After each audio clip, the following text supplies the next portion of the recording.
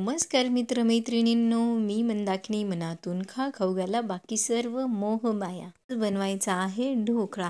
त्यासाठी ना ह्या प्रमाणाने तुम्ही जर ढोकळा बनवला ना तर तुमचा घरच्या घरी ढोकळा एकदम मऊ आणि लुसलुशीत होणार. 2 चमचे साखर आपल्याला पाण्यामध्ये विरघळायची आहे आणि अर्धा चमचा आपल्याला लिंबू सत्व पाण्यामध्ये विरघळून घ्यायचं आहे. ढोकळ्यासाठी बेसन पीठ ना कधी पण विकतचंच घ्यायचं.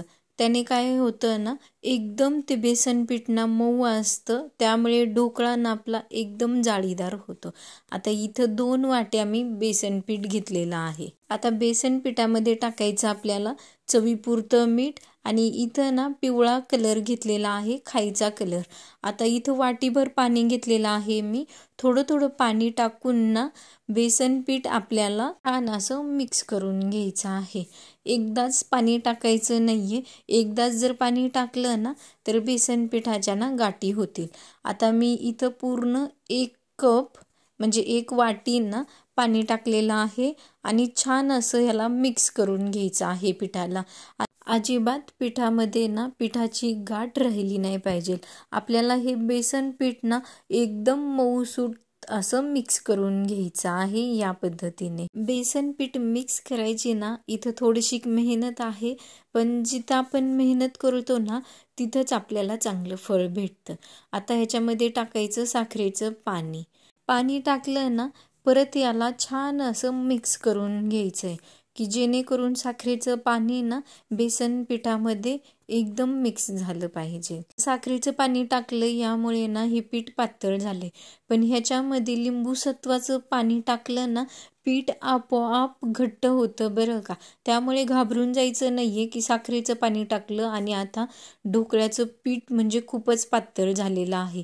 हे बघा, तुम्ही व्हिडिओमध्ये बघू शकता पीठ आपोआप घट्ट झालेलं आहे. मी व्हिडिओ ना त्यामुळे अजिबात स्किप सुद्धा केलेला नाहीये. पूर्ण लिंबू सत्व टाकल्यापासनं ना तुम्ही बघा, त्याच्यामुळे ना मी अजिबात व्हिडिओमध्ये कट केलेला नाहीये. हे बघा किती घट्ट झालेला आहे. आता टाकायचं ह्याच्यामध्ये चमचाभर तेल. तेल टाकलं ना परत पिठाला छानपैकी मिक्स करायचं आणि 10 मिनिटं पीठ आपलं झाकून ठेवायचं. आता मोठ्या पातेल्यामध्ये घ्यायचं 2 ग्लास पाणी आणि त्यामध्ये ठेवायची रिंग. मी इथं ना कुकरच्या डब्यामध्ये ढोकळा लावणार आहे, त्यामुळे ना कुकरच्या डब्याला पूर्ण असं तेल लावून घ्यायचं आहे. तुमच्याकडं केकचं दुसरं भांडं असलं तरी पण त्यामध्ये लावू शकता. आता इथं अर्धा चमचा खायचा सोडा टाकलेला आहे आणि त्यावर थोडंसं पाणी टाकलेलं आहे की जेणेकरून तो सोडा ना पिठामध्ये गेला ना की कोरडा राहू नये, म्हणून त्यामुळे मी त्यावर पाणी टाकलेलं आहे.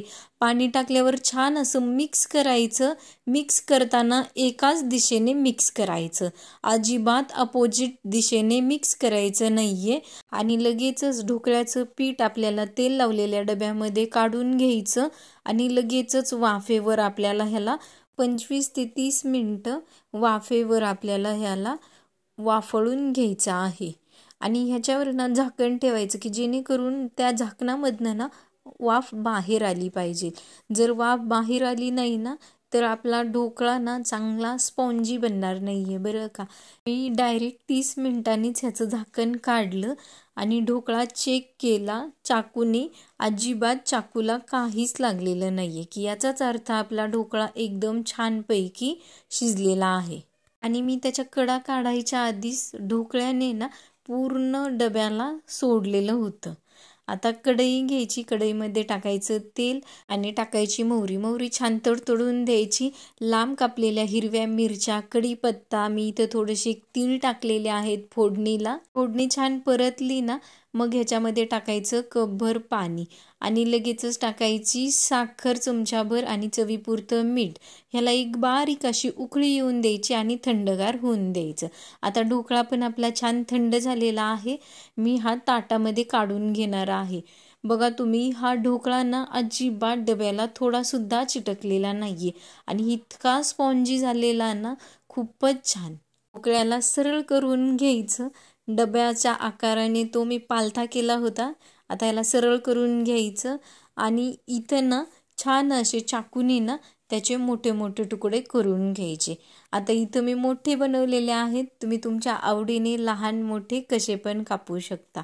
पण इथं ना चाकूला अजिबात ढोकळ्याचा एक सुद्धा तुकडा लागलेला नाहीये।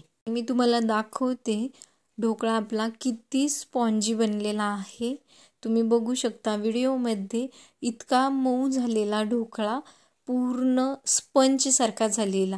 तो दाबला ना परत तो त्याची जागा घेत होता बरं का। आता ह्याच्यावर टाकायची छानपैकी आपली बनवलेली फोडणी। फोडणीचं पाणी ना सगळीकडे टाकून घ्यायचं, जेणेकरून ढोकळा खाताना ना नरड्यात अजिबात फसत नाही पाण्यामुळे। जर पाणी कमी पडलं ना तर मग खाताना ना ढोकळा नरड्यात फसल्यावाने होतो बरं का। हे बघा पाणी टाकल्यावर पण किती भारी हा ढोकळा एकदम स्पॉन्जी झालेला आहे, एकदम मऊ। जर जास्ती पाणी आवडत नसेल ना तर पाणी तुम्ही थोडं टाका, पण पाणी हे टाकाच। जर कोरडी फोडणी दिली ना तर नक्कीच तुम्हाला तोटरा बसणार खाताना। आता थोडंसं ह्याच्यावर टाकायची हिरवीगार कोथिंबीर आणि तळलेली मिरची। काय ढोकळा जबरदस्त झालाय म्हणून सांगू, खूपच छान। तुम्ही ह्या प्रमाणाने जर ढोकळा घरी बनवला ना तर घरच्यांना वाटणार की हा घरी ढोकळा बनवलेलाच नाहीये। तर रेसिपी तुम्हाला आवडली असली तर तुमच्या मित्रमैत्रिणींसोबत रेसिपी नक्की शेअर करा आणि व्हिडिओला एक लाईक नक्की करत जा।